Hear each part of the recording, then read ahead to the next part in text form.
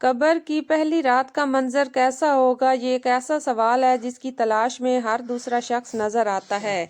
आज हम इस सवाल का जवाब आपके लिए इस्लामी नुक्ता नज़र से लेकर हाजिर हुए हैं।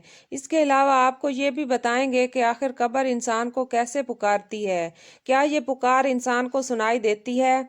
कब्र की पुकार। हज़रत अबू सईद खदरी रज़ी अल्लाह तआला अन्हु से रवायत है कि सरवर कायनात सल्लल्लाहु अलैहि वसल्लम ने फरमाया, लोगों, लज्जतों को ख़त्म करने वाली मौत को कसरत से याद किया करो।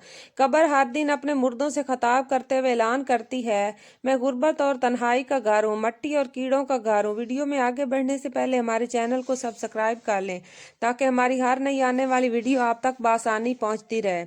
जब मोमिन को दफन किया जाता है तो कब्र उसे मरहबा कहते हुए खुशखबरी सुनाती है कि मेरी पुश्त पर चलने वालों में तू बड़ा महबूब था, आज मैं तेरी हो गई और तू मेरी तरफ आ गया, तो अब मेरे एहसान को देख लेगा। ये कहकर कब्र ताहद्दे निगाह कुशादा हो जाती है और जन्नत का दरवाज़ा उसके लिए खोल दिया जाता है, जहाँ से उसको जन्नत की ताज़ा हवा आती है। हज़रत अबू हुरैरा रज़ी अल्लाह तआला अन्हु का बयान है कि रसूल अल्लाह सल्लल्लाहु अलैहि वसल्लम एक जनाजे में शरीक हुए, फिर फरमाया, मैं भी आप सल्लल्लाहु अलैहि वसल्लम के हमरा था। आप सल्लल्लाहु अलैहि वसल्लम एक कब्र के पास बैठ के और फरमाया, ये कब्र हर दिन बाआवाज़ बुलंद कहती है, ऐ आदम की औलाद, तो क्यों मुझे भूल गया? क्या तुझे ये मालूम नहीं कि मैं तन्हाई का घर, गुर्बत का घर, वहशत का घर, कीड़ों मकोड़ों का घर हूँ?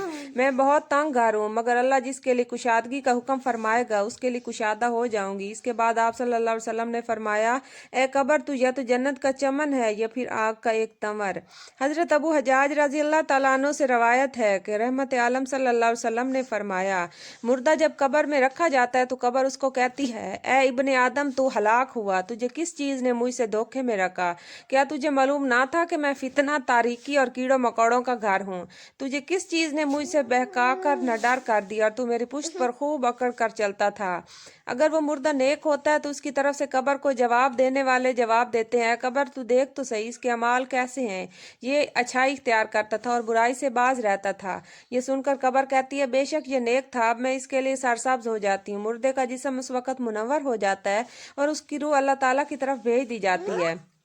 हज़रत अब्दुल्ला बिन उबैद रज़ी अल्लाह ताला अन्हु से रवायत है कि रसूल अल्लाह सल्लल्लाहु अलैहि वसल्लम ने फरमाया, मुर्दा कब्र में बैठता है और इन लोगों के पैरों की आवाज़ भी सुनता है जो उसके जनाजे के साथ कब्र तक गए हों। मुर्दे से इसकी कब्र कहती है, इब्ने आदम, तेरी हलाकत हो, तूने मेरी तंगी, बदबू और कीड़े मकोड़ों का खौफ नहीं किया, इसलिए तूने इन चीज़ों से बचने के लिए तैयारी ना की। बदअमाल मुर्दे से कब्र कहती है, तुझे मेरी तारीकी, मेरी वहशत, मेरी तन्हाई और तंगी, मेरा गम याद नहीं रहा।